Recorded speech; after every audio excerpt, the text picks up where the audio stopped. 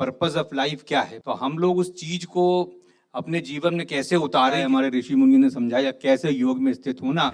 मैं हमारे विशिष्ट अतिथि Shri Ajay Prakash Srivastava ji, honourable chancellor Maharshi university of information technology को मंच पर आमंत्रित करना चाहूंगी कि वे आएं और सभा को संबोधित करें।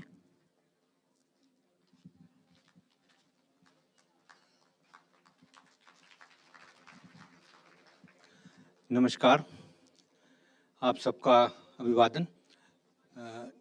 ये 10वां नेशनल गौरव अवार्ड का जो आयोजन हो रहा है, मैं सभी आयोजकों को और उनके पूरी टीम को बहुत बहुत शुभकामनाएं और बधाई देता हूं। इन्होंने इतना बृहद कार्यक्रम आयोजित किया।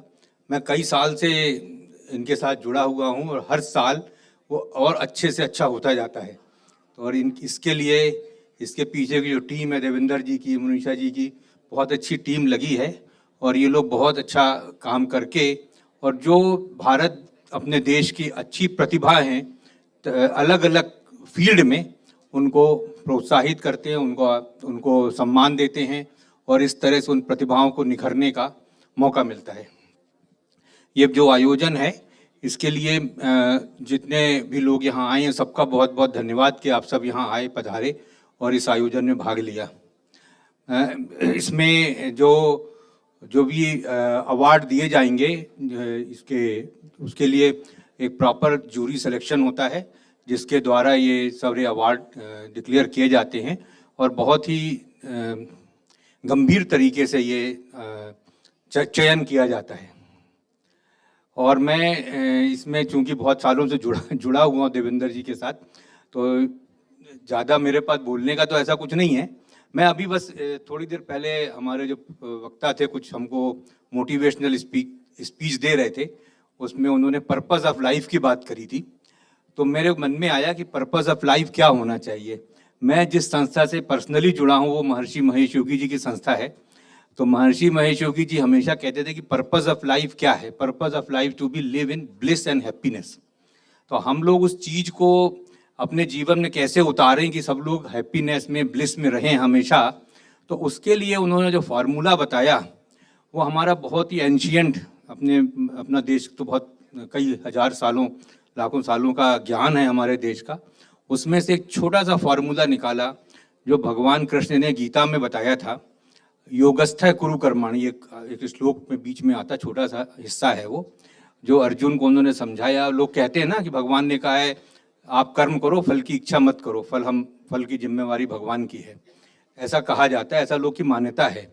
लेकिन उसमें जो छोटा सा चीज जो भूल जाते हैं, वो भगवान ने कहा था, भगवान कृष्ण ने कहा था योगस्थः कुरु कर्माणि, योग में स्थित होके कर्म करो।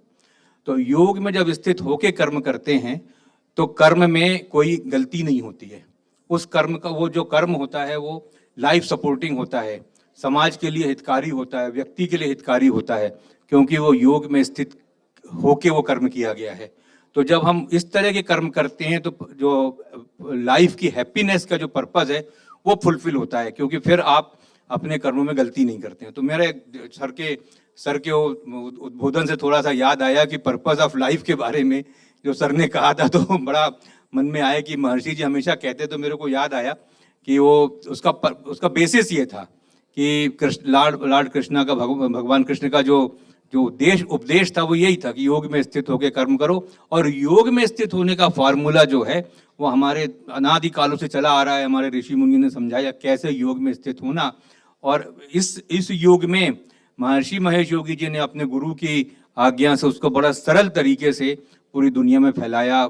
इसीलिए महर्षि जी का ये भावातीत ध्यान, अंग्रेजी में ट्रांसेंडेंटल मेडिटेशन, वो सब दुनिया में फैला कि भाई कैसे योग में स्थित होना सरल तरीके से, और कैसे जीवन में हैप्पीनेस और ब्लिस आना। तो बहुत अच्छा सर ने एक मौका दे दिया बात करने का, और बहुत अच्छा ये आयोजन है। मैं इस आयोजकों को बहुत बहुत धन्यवाद देता हूँ, पूरी टीम को, देवेंद्र जी की पूरी टीम को बहुत बहुत धन्यवाद देता हूँ। इन्होंने बहुत अच्छा आयोजन किया और इतने प्रतिष्ठित और बड़े बड़े विद्वानों को यहाँ पे एकत्रित किया है। ये बहुत हम लोग के सौभाग्य की बात है कि हम लोग को इस आयोजन का हिस्सा बनने का मौका मिला। बहुत बहुत धन्यवाद।